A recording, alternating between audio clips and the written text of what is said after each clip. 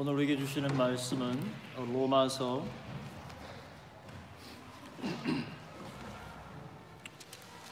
2장 17절에서 29절 말씀까지입니다. 로마서 2장 17절에서 29절 말씀까지.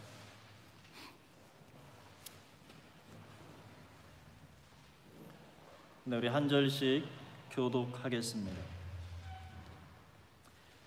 유대인이라 불리는 네가 율법을 의지하며 하나님을 자랑하며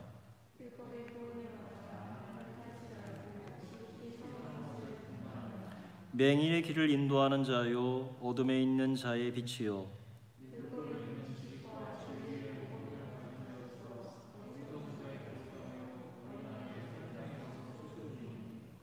그러면 다른 사람을 가르치는 네가 내 자신을 가르치지 아니하느냐? 도둑질하지 말라 선포하는 네가 도둑질하느냐?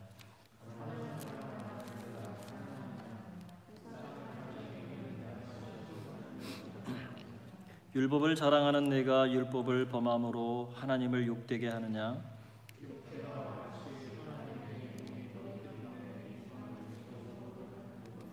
네가 율법을 행하면 할례가 유익하나 만일 율법을 범하면 네 할례는 무할례가 되느니라.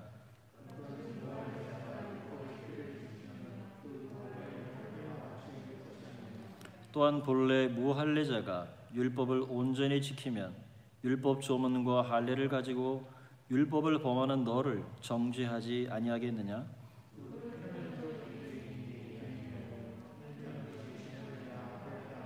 함께 하겠습니다. 오직 이면적 유대인이 유대인이며 할례는 마음에 알지니 영에 있고 율법의 조문에 있지 아니한 것이라 그 칭찬이 사람에게서나 아니요 다만 하나님에게서니라. 아멘. 자, 우리 서로 옆에 계신 분과 반갑게 인사하면서 이렇게 나누겠습니다. 주의 주시는 힘으로 강건합시다. 네, 우리가 잘 아는 바와 같이 지금 유럽의 감염자가 굉장히 많이 확산되고 있습니다. 여러분들 조심하시고 다른 사람 신경 쓰기보다는 나 스스로가 좀 잘 조심하면 좋겠다 생각이 들어요. 마스크도 좀 여러분 나가실 때 좀 쓰시면 좋겠다는 생각이 듭니다. 오늘은 표면적 유대인 그리고 이면적 유대인이라는 말씀의 제목으로 여러분과 함께 은혜를 나누고자 합니다. 여러분, 모든 피조물 가운데에서 하나님께서 직접 손으로 빚어 만드신 유일한 존재가 있습니다. 손으로 빚어 만드신 유일한 존재, 그는 바로 아담입니다. 하와는 그의 갈빗대로 지음을 받았습니다. 그래서 여자는 남자의 갈빗대, 이 뼈로 만들었기 때문에 흙으로 만든 모든 남자보다는 훨씬 강한 것 같습니다. 여러분 동의하시는지 모르겠습니다. 여자가 남자보다 강한 것 같죠? 여러분, 아담은 모든 인류의 조상입니다. 모든 사람은 아담과 하와로부터 시작하고 번성되었습니다.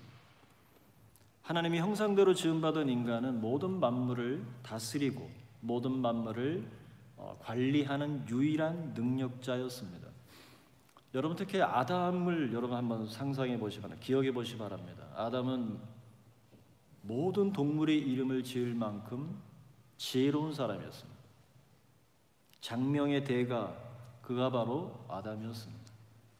그리고 창세기 4장에 보면은 성을 쌓아 올리는 건축술이 나옵니다.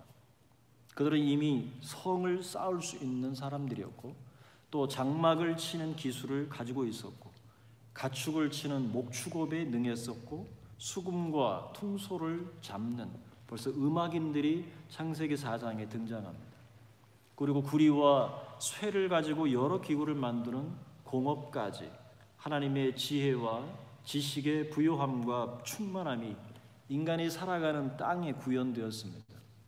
그래서 노아 홍수 시대에 노아가 방주를 만들 때에도 이러한 건축 기술이 동원됐다는 사실을 우리는 유추해 볼 수 있습니다.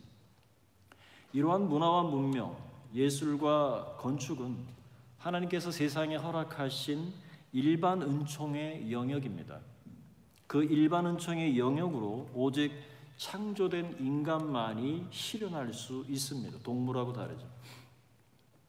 우리는 구약 성경을 통해서 하나님께서 택하신 특별한 민족을 보게 되죠. 하나님이 택한 민족이 있죠. 히브리인이라 불리는 바로 이스라엘 민족이죠. 그들을 통칭해서 우리는 유대인이다 이렇게 부릅니다. 그러나 하나님께서 이스라엘을 택하기 전까지, 이스라엘을 민족을 택하시기 전까지 유대인이라고 하는 민족은 존재하지 않았습니다. 유대인이 시작된 것은 하나님의 특별한 계획 때문이었습니다. 여러분 아시다시피, 그죠? 사람이 땅에 번성하기 시작할 때 사람의 죄악이 세상에 가득함과 그리고 그의 마음으로 생각하는 모든 계획이 항상 악할 뿐임을 보시고 사람 지으심을 한탄하셔서 세상에 홍수를 보내실 것을 작정하셨지요. 여러분, 홍수 이후에 노아의 8명의 식구를 통해서 다시 땅에 번성했습니다. 그러나 노아의 아들들이 땅에 번성할 즈음에 창세기 10장에 보면은 니므롯이라고 하는 함의 자손 중에서 첫 용사가 등장합니다. 그리고 그는 용감한 사냥꾼이라는 표현으로 성경은 기록하고 있습니다. 그리고 그는 시날 평지에서 땅의 사람들을 모아서 초인류 프로젝트를 계획했습니다. 그 프로젝트의 이름은 바로 바벨탑 건축이었습니다. 이 건설 때문에 홍수 이후의 모든 인간은 다시 한번 하나님의 진노와 그리고 하나님의 심판을 받게 되었습니다. 창세기 1장 28절에 생육하고 번성하여 땅에 충만하라, 땅을 정복하라, 바다의 물고기와 하늘의 새와 땅에 움직이는 모든 생물을 다스리라 하셨던 그 하나님의 창조의 그 명령을 사실은 인간이 거부한 것이죠. 그래서 한 곳에 모여서 높이 탑을 쌓아서 흩어짐을 면하려고 했던, 그래서 하나님께서는 언어를 혼잡하게 하심으로 말미암아 모든 인간을 온 지면으로 흩어버리셨습니다. 바로 이 시점이 이스라엘 민족으로 부르심을 받는 계기가 됩니다.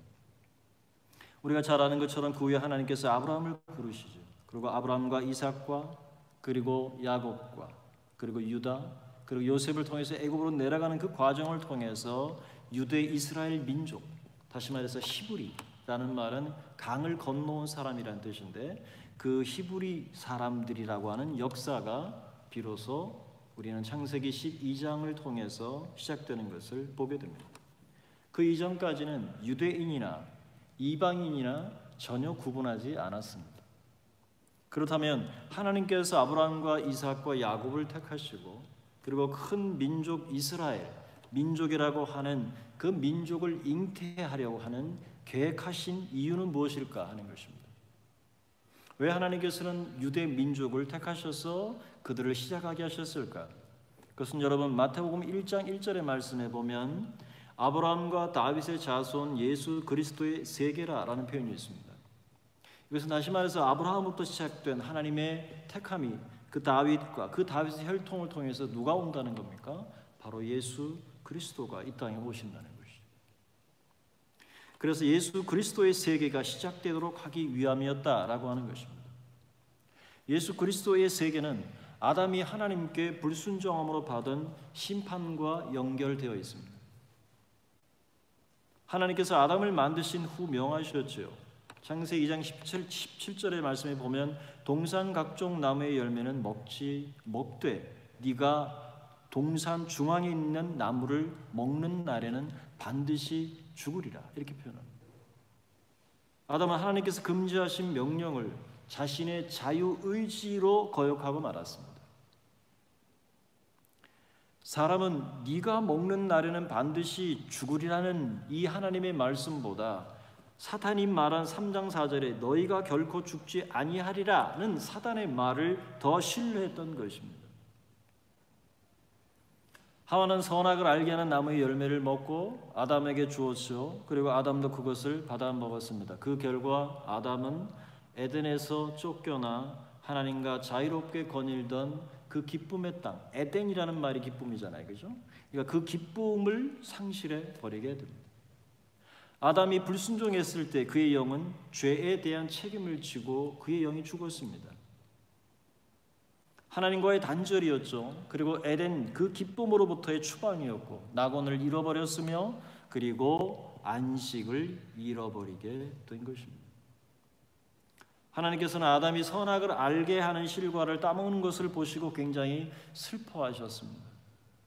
그와 함께 나누던 그 에덴의 기쁨과 그 생명을 이제 더는 아담과 함께 나눌 수 없었기 때문입니다. 그래서 바울은 이것을 로마서 5장 12절에 이렇게 표현하고 있습니다. 그러므로 한 사람으로 말미암아 죄가 세상에 들어오고 죄로 말미암아 사망이 들어왔으니 이와 같이 모든 사람이 죄를 지었으므로 사망이 모든 사람에게 이르렀느니라 라고 기록하고 있습니다. 여러분, 그러나 모든 사람이 죄를 범하였음에도 불구하고 하나님께서는 자신의 형상을 따라 지음받은 그 인간을 포기하실 수 없었습니다. 내 자식이 아무리 못나고 내 자식이 아무리 밉고 내 자식이 아무리 어리석어도 내 속으로 빠진 내 속으로 난 자식을 포기하지 못하는 것처럼 하나님께서 자신이 만든 그 인간을 영원히 포기하실 수 없었습니다. 그래서 요한복음 3장 16절에 말하는 것처럼 하나님이 세상을 이처럼 사랑하셔서 그의 아들 독생자를 세상에 보내주시기로 작정하셨죠. 그래서 하나님께서는 그의 죄의 본질이고 그 근원된 사탄을 심판하실 뿐만 아니라 죄로 말미암아 죽게 된 인간에게 다시 한번 생명을 되돌릴 방법을 제시하셨습니다. 그것이 우리가 아는 것처럼 창세기 3장 15절에 내가 너로 여자와 원수가 되게 하고 너의 후손도 여자의 후손과 원수가 되게 하려니 여자의 후손은 네 머리를 상하게 할 것이요 너는 그의 발꿈치를 상하게 할 것이라 라고 하시는 이 하나님께서 약속하신 여자의 후손, 곧 이 땅에 오실 메시아를 이 땅에 보내실 것을 하나님께서 약속하셨습니다. 이스라엘 유대 민족은 바로 이 메시아가 오시는 하나의 통로가 되었던 것입니다. 만약 아담이 타락하지 않았다면 하나님께서 이스라엘 유대 민족을 선택하실 이유도 없었습니다. 영이 죽고 그리고 본성이 타락한 인간의 실존을 바울은 로마서 1장 우리가 앞에서 살핀 바와 같이 로마서 1장에서 그 타락한 본성을 가진 인간의 내면 속에 얼마나 많은 죄악들이 쏟아져 나오는지를 하나하나 기록하고 있습니다. 그런데 그것은 유대인이나 헬라인이나 별반 다를 바 없습니다. 같습니다. 타락한 본성 속에 죄의 공장은 멈추지 않고 쉴 새 없이 그 죄를 생산해내기 때문입니다. 유대인이나 이방인이나 일반입니다. 타락한 본성은 아브라함 이전에 아담이 타락한 후부터 이미 존재했습니다. 하나님께서 이스라엘 백성을 택하셨고 그 타락한 본성이 고침을 택하셨다고 타락한 본성이 고침을 받는 것이 아니었습니다. 유대 민족을 부르심은 메시아를 위한 통로이지 타락한 본성을 회복하심이 아니었습니다. 하나님께서 이스라엘 백성들과 언약을 맺으시고 그 언약 백성으로 사는 법, 그것이 뭡니까? 율법이죠. 십계명이죠. 이 계명을 규율을 주셨다고 유대인 그들의 본성이 온전해지는 것이 아닙니다. 우리가 지난주 살핀 바와 같이 하나님께서 택하신 백성이나 하나님께서 버려두신 이방인들 모두 아담의 죄로 말미암아 영은 죽었고 그 본성, 혼은 타락했습니다. 유대인들은 하나님의 진노가 오직 이방인들을 위한 것이며 자신들은 하나님의 심판과는 관계없다고 스스로 생각했습니다. 하지만 바울은 그렇게 판단하고 있는 유대 기독교인들을 향해서 하나님은 외모로 사람을 취하지 아니하신다라고 선언하면서 2장 2절에 이런 일을 행하는 자를 판단하고도 같은 일을 행하는 사람아 네가 하나님의 심판을 피할 줄로 생각하느냐 반문했습니다. 유대인이나 헬라인 모두에게 필요한 것은 예수입니다. 유대인이든 헬라인이든 그들에게 필요한 것은 예수의 복음입니다. 여자의 후손이죠. 메시아이죠. 인간은 죄의 문제로 스스로 해결할 수 없습니다. 인간 스스로 의롭게 될 수 없습니다. 인간에게 필요한 것은 하나님께서 유대인과 이방인의 모든 인류의 조상 아담에게 약속하신 그 메시아, 여자의 후손이 필요한 것입니다. 모든 인간은 오직 예수 그리스도를 통해서만 죄의 문제를 해결할 수가 있고 의롭게 설 수 있습니다. 바울은 본문 앞에 로마서 2장 12절 16절에서 이렇게 말합니다. 율법을 받고 범죄한 자이다. 율법이 없이 범죄한 자이다. 하나님께서 심판하시는 방식은 같다라고 선언합니다. 율법이 있고 범죄한 자는 율법으로 심판을 받고 율법이 없이 범죄한 자는 본성으로 그 양심이 증거함으로 심판을 받는다라고 강조했습니다. 이것이 바울이 하나님의 복음을 이해하는 방식이었으며 율법에 대한 바울의 입장입니다. 전혀 헷갈리지 않습니다. 오늘 본문 읽은 이 본문에서 바울은 유대 기독교인들을 향해서 누가 진정한 유대인이냐라고 도전하고 있습니다. 바울은 질문에 대한 답을 찾기 위해서 두 가지 주제를 사용했습니다. 그것이 하나는 율법이라는 주제이고 또 다른 하나는 할례라는 주제입니다. 이 두 가지는 유대인과 이방인을 명확하게 구분짓는 대표적인 예들입니다. 바울은 계속해서 모든 인간이 아담의 죄로 말미암아 주어진 하나님의 진노에서 벗어나는 방법은 무엇인지, 그리고 타락한 본성에서 발생하는 그 죄의 문제를 어떻게 해결할 수 있는지에 대해서 그 메시지를 집중하고 있습니다. 바울은 2장과 3장과 4장을 계속 훑어가고 있습니다. 그리고 바울이 로마서를 통해서 이 질문에 답을 하고 도달하고자 하는 목표 지점이 있습니다. 그것이 어디냐면 바로 로마서 5장 1절입니다. 로마서 5장 1절은 이렇게 말합니다. 그러므로 우리가 믿음으로 의롭다 하심을 받았으니 우리 주 예수 그리스도로 말미암아 하나님과 화평을 누리자라고 바울은 선언합니다. 바울은 죄에 대한 그리고 하나님의 진노와 심판으로부터 자유하는 길이 무엇인지, 그리고 죄로 말미암아 하나님과 우리 사이에 가로막힌 그 담을 허물고 하나님과 화목할 수 있는 길을 바울은 제시하고 있습니다. 여러분, 인간이 어떻게 의롭게 될 수 있는가? 인간이 어떻게 하나님의 심판과 진노에서 벗어나 화평을 누릴 수 있는가? 인간에게 이 질문보다 더 큰 과제가 있을까요? 우리 또한 그 답을 지금 찾아가고 있습니다. 여러분, 유대인과 이방인을 구분짓는 첫 번째 방법이 율법입니다. 출애굽기 19장의 말씀에 보면 이스라엘 백성이 출애굽한 이후에 홍해를 건너고 그들이 도착하죠. 그곳이 어디입니까? 시내산입니다. 그곳에서 하나님과 이스라엘은 언약을 맺고 하나님께서 이스라엘 백성들에게 십계명과 그 이후의 법들을 하나님 주셨습니다. 언약 백성으로 살아갈 규례가 바로 십계명을 포함한 율법입니다. 율법은 이스라엘 백성들에게 가장 큰 자랑이었습니다. 입장을 바꿔놔도 저도 그렇게 생각할 것 같습니다. 얼마나 큰 자랑입니까? 택함받아서 하나님의 말씀을 직접 받았다는 것이 얼마나 큰 자랑입니까? 그래서 2장 17절 20절에 이렇게 말을 합니다. 유대인들은 율법을 의지하며 하나님을 자랑하며 율법의 교훈을 받아 하나님의 뜻을 알고 지극히 선한 것을 분간했습니다. 맹인의 길을 인도하는 자요 어둠에 있는 자들에게 가히 빛과도 같은 존재였습니다. 율법에 있는 지식과 그리고 진리의 모본을 가진 사람들입니다. 어리석은 자의 교사이며 어린아이의 선생이라는 것입니다. 이 율법을 이스라엘 유대인의 가장 큰 자랑거리라는 것이죠. 그런데 여기서 바울은 반문합니다. 여러분, 21절에서 23절입니다. 그러면 다른 사람을 가르치는 네가 너의 자신은 가르치지 아니하느냐? 도둑질하지 말라 선포하는 네가 도둑질하느냐? 간음하지 말라 말하는 네가 간음하느냐?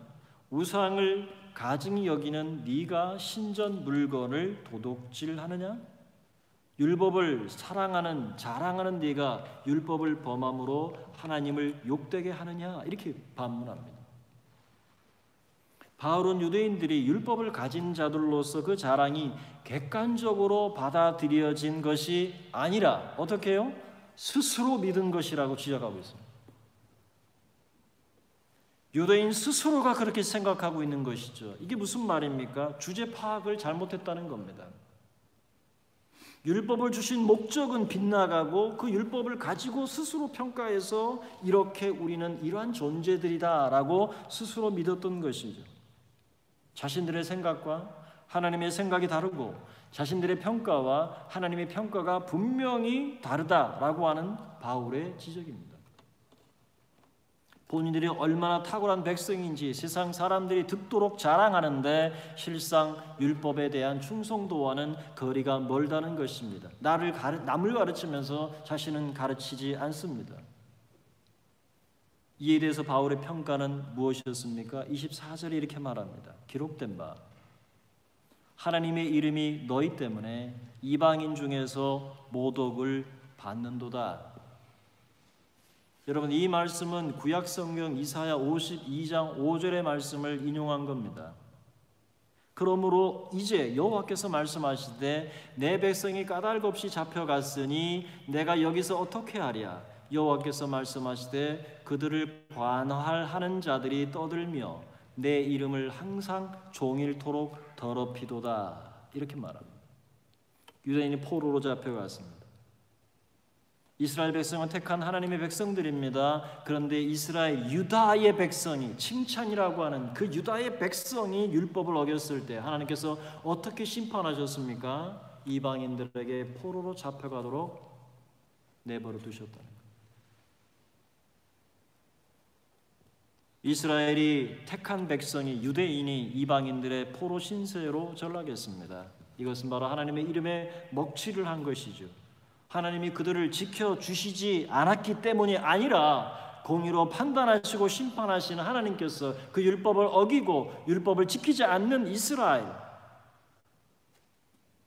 자신이 선택한 길이었고 결국 이방인의 포로가 된 것이었습니다. 하나님의 이름이 이방 땅에서 항상 종일토록 더럽힘을 받은 그 역사를 바울은 소추하고 있습니다. 그것과 같다는 것입니다. 바울은 서신을 통해서 유대 기독교인들이 과거 조상들이 율법을 어김으로 받았던 심판과 지금 무엇이 다른가라고 질문하는 겁니다. 하나님의 이름이 지금 이방인들에게 모독을 받고 있지 않는가 반문하고 있습니다. 여러분, 두 번째 이방인과 유대인을 구분짓는 것이 무엇입니까? 그것은 바로 할례입니다. 여러분, 할례는 유대 민족의 상징과 표식과도 같은 것입니다. 창세기 17장에 보면 하나님께서 아브라함과 그의 집에 종을 비롯한 모든 남자는 할례를 행하라라고 명령하셨습니다. 하지만 아브라함이 하나님께서 주신 약속, 창세기 15장 6절에 너로 말미암아 내가 너의 자손을 줄게, 너의 씨로, 너의 씨에서 난 자가 너의 상속자가 될 것이라고 말했던 그 하나님의 약속을 끝까지 신뢰하고 이삭을 얻었다면 과연 할례가 필요했을까요? 유대인에게 할례가 구별되고 선택된 백성의 표시로 인식되어 왔지만 사실은 바울은 유대인들에게 충격적인 이야기를 들려줍니다. 그것이 바로 2장 25절입니다. 율법을 지키는 사람에게는 할례가 진짜 가치가 있지만 율법을 어기면 당신, 너의 할례는 무할례가 된다는 것입니다. 이건 쇼킹한 이야기입니다. 유대 사회에. 이단아와 같은 바울의 말입니다. 한 걸음 더 나갑니다. 26절에 뭐라 그럽니까? 만약 무할례자가 율법의 요구를 지키면 그들의 무할례를 할례로 여기지 않겠느냐? 할례가 할례로서 가치를 얻기 위한 기준이 율법을 준수하는 것입니다. 바울은 앞에서 율법을 지키지 않는 유대인들에 대해 말했습니다. 그렇다면 유대인들의 할례는 무할례가 되었다는 말이 됩니다. 충격적인 이야기죠. 바울이 표현한 무할례자들이란 이방인을 말하는 것입니다. 그렇다면 누가 하나님께서 택하신 진정한 유대인이 된다는 것인가요?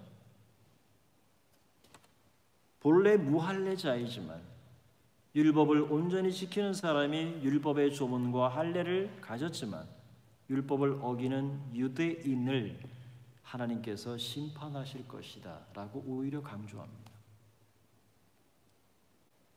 그러면서 바울은 화두를 던집니다. 그것이 28절, 29절입니다. 당신들도 알다시피 겉사람이 유대인이라고 해서 유대인이 아니다.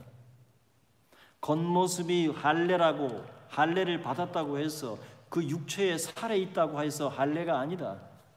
진짜 유대인이란 내면적, 이면적 유대인이 유대인이다. 그리고 할례는 마음에 있으니 율법의 조문이 아니라 영에 있다라고 표현합니다. 그러한 사람은 사람에게서가 아니라 하나님에게서 칭찬을 받는 것이라 바울은 선포합니다. 이 말씀은 일찍이 에스겔 선지자에게 하신 말씀을 근거합니다. 여러분, 율법을 지키지 않고 하나님의 법을 순종하지 않았던 이스라엘 백성이 멸망합니다. 그래서 이방의 포로로 잡혀가죠. 그 잡혀간 이후에 하나님의 말씀이 에스겔에게 임했습니다. 에스겔 36장 26절 27절의 말씀에 보면 또 새 영을 너희 속에 두고 새 마음을 너희에게 주되 너희의 육신에서 굳은 마음을 제거하고 부드러운 마음을 줄 것이며 또 내 영을 너희 속에 두어 너희로 내 할례, 내 율례를 행하게 하리니 너희가 내 규례를 지켜 행할지라 라고 말합니다. 바울은 현 시점에서 진짜 유대인이 누구인가 질문합니다. 바울은 빌립보에 보내는 편지 속에서 이렇게 말했습니다. 빌립보 3장 5절 6절에 나는 8일 만에 할례를 받고 이스라엘 민족이요 베냐민 지파요 히브리인 중에 히브리인이요 율법으로는 바리새인이요 열심으로는 교회를 박해하고 율법의 의로는 흠이 없는 자라고 자신을 소개하고 있습니다. 그렇지만 바울은 그의 앞에서 이렇게 말합니다. 3절에 하나님의 성령으로 봉사하며 그리스도 예수를 자랑하고 육체를 신뢰하지 아니하는 우리가 곧 할례파다 이렇게 표현합니다. 여러분, 누가 진짜 유대인입니까? 바울은 표면적 유대인이 아니라고 말합니다. 내면적으로 안에서부터 있는 유대인이 진짜 유대인이 아닌가 반문하는 것입니다. 바울은 유대인과 이방인을 구분짓는 것은 율법과 할례이지만 율법을 지키는 자가 진정한 유대인이며 육신적 할례가 아닌 성령으로 거듭나서 하나님께서 새롭게 창조하신 그 영을 중생한 영을 소유한 자가 진짜 유대인이다라고 하는 사실을 지금 이 본문을 통해서 강조하고 있는 것입니다. 영을 소유한 자란 바로 죄로 말미암아 죽었던 영이 다시 태어나 중생한 사람을 의미합니다. 누가 진짜 유대인인가? 이름만 유대인이 아니라 내면적 유대인이 진짜 유대인이라는 사실을 통해서 바울은 유대인이나 이방인이나 모두 죄에 대한 하나님의 심판과 그 타락한 본성에서 생산되는 죄들이 일반임을 강조하고 바울은 유대인이라고 하는 그 제한 구역을 완전히 해체시킵니다. 특권의식을 무너뜨리고 있습니다.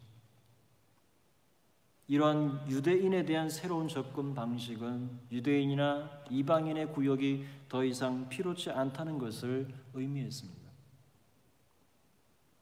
여러분, 바벨탑 사건을 통해서 땅의 언어가 혼잡해짐으로 온 지면에 흩어졌던 그 하나님의 심판이 언제 다시 종결되었습니까?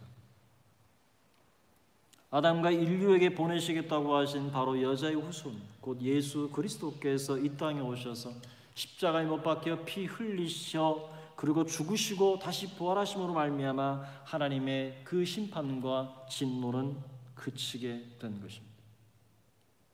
그래서 바울은 사도행전 2장에 오순절 다락방에 임하신 성령의 말하게 하심을 따라서 각 사람의 각 나라의 방언으로 기도하는 그 사건을 통해서 예수 그리스도 안에서 그 흩어졌던 언어들이 다시 언어의 통일이 이루어졌음을 보게 하는 것입니다.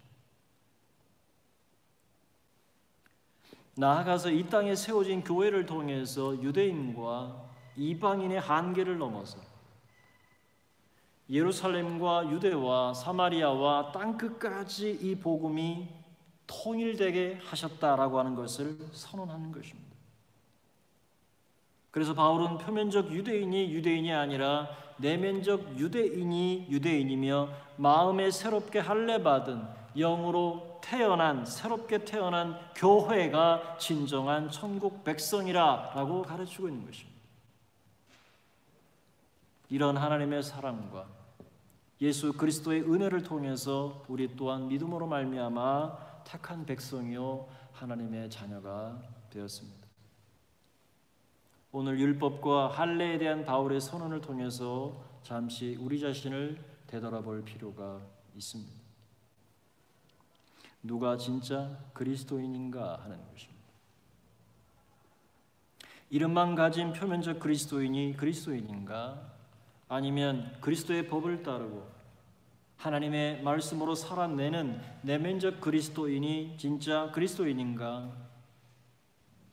여러분은 어떻게 자신을 판단하고 있습니까? 오늘 바울이 표현한 것처럼 스스로 그리스도인이라고 믿는데 나로 인해서 하나님의 이름이 세상에 모욕을 당하고 있지는 않는가 하는 것입니다. 여기서 오해하지 말아야 될 것이 있습니다. 세상의 요구를 따르지 않아서가 아닙니다.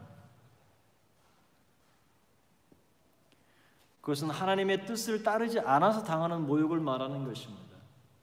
세상의 정의는 규율과 규칙에 하나님과 반하는 것인데 우리는 따라갈 이유가 없습니다. 서스테인 해야 되죠. 어게인스트 하죠. 우리는 하나님의 뜻을 따르는 것입니다. 세상의 요구를 따르지 않아서 욕을 먹는 이야기를 하는 것이 아닙니다. 문제는 하나님의 뜻을 따르지 않아서 당하는 모욕을 이야기하는 것입니다.